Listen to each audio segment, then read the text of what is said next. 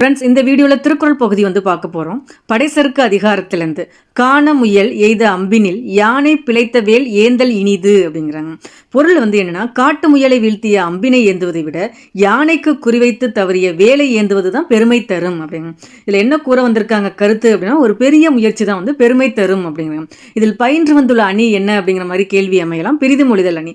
பிரிது மொழிதல் அணி அப்படின்னா அந்த உவமையை மட்டும் கூறி அதன் மூலம் கூற வந்த கருத்தை கூறுவது தான் பிரிது மொழிதல் அணி அப்படிங்கிறாங்க. இதில் என்ன சொல்லியிருக்காங்க, அந்த முயலை வீழ்த்துவதை விட ஒரு யானையை குறிவைத்து அந்த வேலை ஏந்துவது தான் பெருமை தரும். அதன் மூலம் ஒரு பெரிய முயற்சி தான் பெருமை தரும் அப்படிங்க. ஸோ இதில் பயின்று வந்துள்ள அணி என்னன்னா பிரிது மொழிதல் அணி.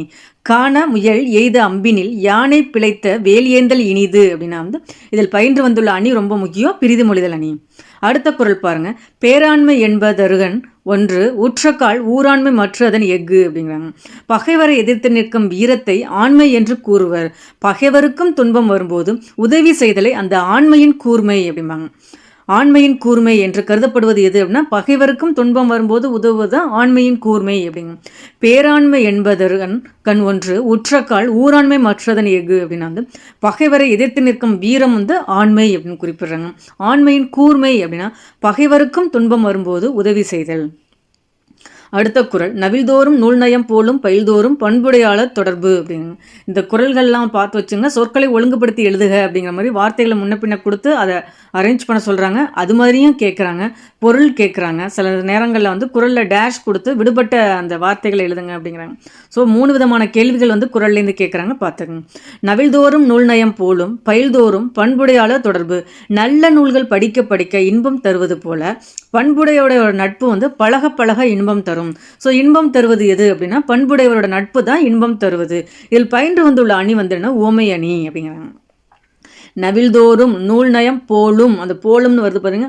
ஒரு ஒரு உவமேயம் கொடுத்து அதில் உவம உருபு வெளிப்படையாக வந்தாவே அது உவமை அணி அப்படிம்பாங்க.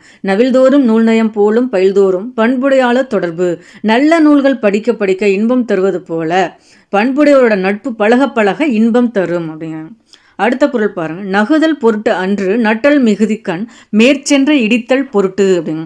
நட்பு சிரித்து பேசி மகிழ்வதற்கு மட்டும் உரியது அன்று நண்பர் தவறு செய்தால் அவரை கண்டித்து திருத்துவதற்கும் உரியது அப்படிங்க. நகுதல் பொருட்டன்று நட்டல் மிகுதிக்கண் மேற்சென்று இடித்தல் பொருட்டு. நட்பு சிரித்து பேசி மகிழ்வதற்கு மட்டும் உரியது அன்று நண்பர் தவறு செய்தால் அவரை கண்டித்து திருத்துவதற்கும் உரியது அப்படிங்கிறாங்க. அடுத்த பாருங்க. நட்பு ஆராய்தல். ஆய்ந்து ஆய்ந்து கொள்ளாதான் கேண்மை கடைமுறை தான்சம் துயரம் தரும். மீண்டும் மீண்டும் ஆராய்ந்து பாராமல் ஒருவருடன் கொண்ட நட்பு தாம் சாகும் அளவுக்கு துன்பம் தரும் அப்படிங்க. ஆய்ந்து ஆய்ந்து கொள்ளாதான் கேண்மை கடைமுறை தான்சாம் துயரம் தரும் அப்படிங்க. மீண்டும் மீண்டும் ஆராய்ந்து பாராமல் ஒருவருடன் கொண்ட நட்பு தாம் சாகும் அளவுக்கு துன்பம் தரும் அப்படின்னு குறிப்பிடுறாங்க. அடுத்த குறள் பாருங்க. கேட்டினும் உண்டு ஓர் உறுதி கிளைஞரை நீட்டி அளப்பதோர் கோல் அப்படின்னு. நமக்கு வரும் துன்பத்தினாலும் ஒரு நன்மை உண்டு, அத்துன்பமே நமது நண்பர்களின் உண்மையான இயல்பை அளந்து காட்டும் அளவுகோல் அப்படிங்கிறாங்க. நமக்கு வரும் துன்பத்திலையும் ஒரு நன்மை இருக்குது அப்படிங்கிறாங்க. அந்த துன்பம் மூலமாக தான் நம்ம நண்பர்களோட உண்மையான இயல்பு என்ன அப்படின்னு கண்டறிய முடியும் அப்படிங்கிறாங்க. கேட்டினும் உண்டு ஓர் உறுதி கிளைஞரை நீட்டி அளப்பதோ கோல் அப்படிங்கிறாங்க.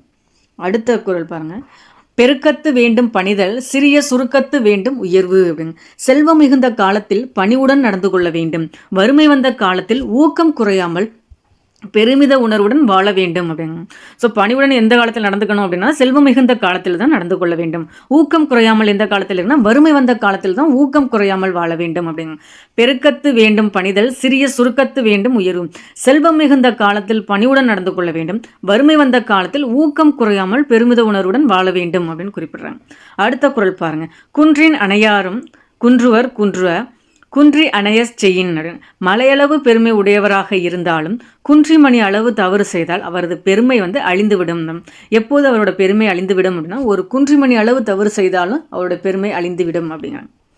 அடுத்த குறள் பாருங்க. பண்புடையார் பட்டுண்டு உலகம் அது இன்றேல் மண்புக்கு மாய்வது மண். பண்புடைய சான்றோரின் வழியில் நடப்பதனால்தான் இவ்வுலகம் இன்னும் இயங்குகிறது, இல்லாவிட்டால் மண்ணுக்குள் புதைந்து அழிந்திருக்கும் அப்படின்னு குறிப்பிடுறாங்க.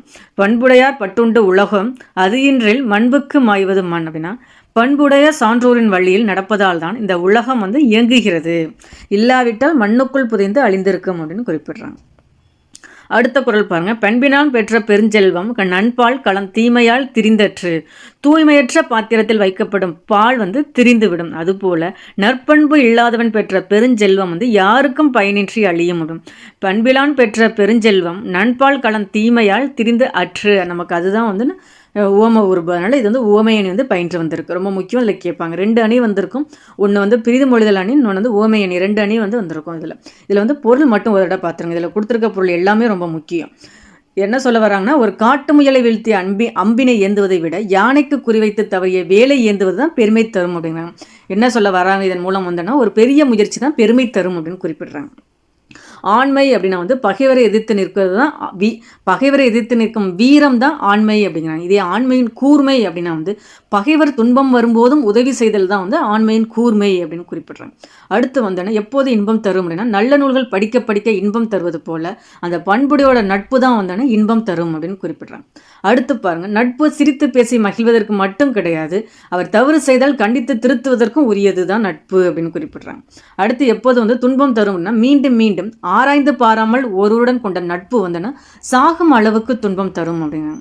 அடுத்த பொருள் பாருங்க, நமக்கு வரும் துன்பத்திலையும் ஒரு நன்மை இருக்குது அப்படின்னா வந்து நம்ம துன்பம் வரும் காலத்தில் தான் அந்த நண்பரோட இயல்பு வந்து அறிந்து கொள்ள முடியும் அப்படிங்கிறாங்க.